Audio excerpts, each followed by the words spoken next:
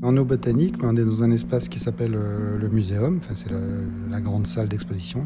Je me suis rendu compte que dans cette grande salle, c'était au départ, enfin, dans les années 30, c'était un lieu d'exposition où on présentait des différentes essences d'arbres et de botanique. L'idée était de revenir à l'espace d'origine, hein, c'est-à-dire un espace libre, sans simèse, sans obstacles, de façon à ce que le spectateur, lorsqu'il se retrouve au centre, aurait une vue quasi intégrale de l'installation.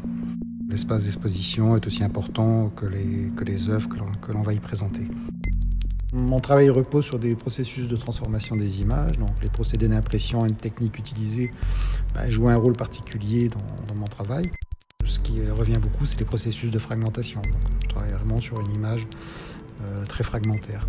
J'aime beaucoup travailler sur différentes sortes de matières, c'est-à-dire que ça peut être du grain, ça peut être de la trame, ça peut être du flou.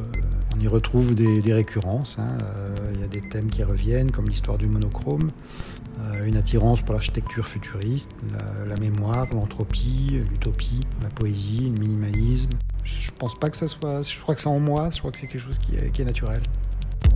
Les œuvres présentées proviennent majoritairement de la série Other Things Visible, plus quelques monochromes couleurs plus anciens, et également, pour une première fois, 2 œuvres en volume. Donc il y a une sculpture au sol, et donc une œuvre sur plusieurs, ce que j'appelle des strates, des images collées sur des panneaux de bois, qui est éclairée par le petit néant triangulaire.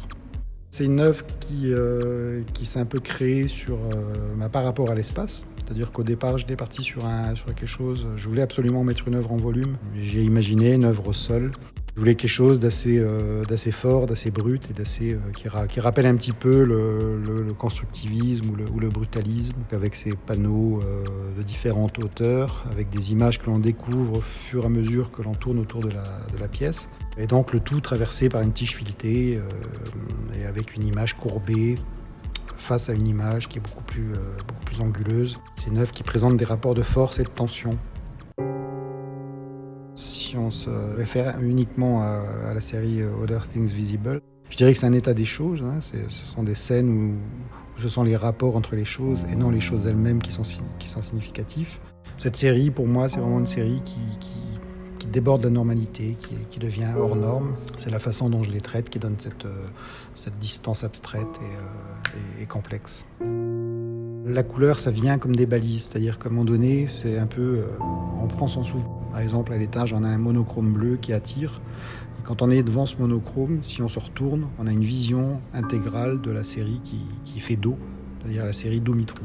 Dumitru, c'est un travail que j'ai réalisé en Roumanie sur des documents qui datent de 1974, à la prise de pouvoir de Ceausescu. Au départ, j'ai commencé sur des images de propagande que j'ai trouvées dans des almanachs de l'époque. Et ensuite, j'ai fait des rapprochements temporels sur des lieux que j'ai revisités, des scans de photographies de famille, parce que mon épouse est roumaine.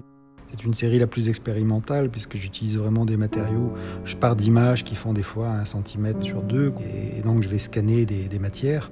Et le titre Dumitru c'est un prénom roumain, c'est le prénom du grand-père de mon épouse. Ce que je voulais, c'était proposer quelque chose à la fois généreux et minimal, donc il fallait être vraiment sur un fil assez tendu, quelque chose de personnel et en même temps universel. L'expérimental est toujours un geste nouveau en direction de l'image.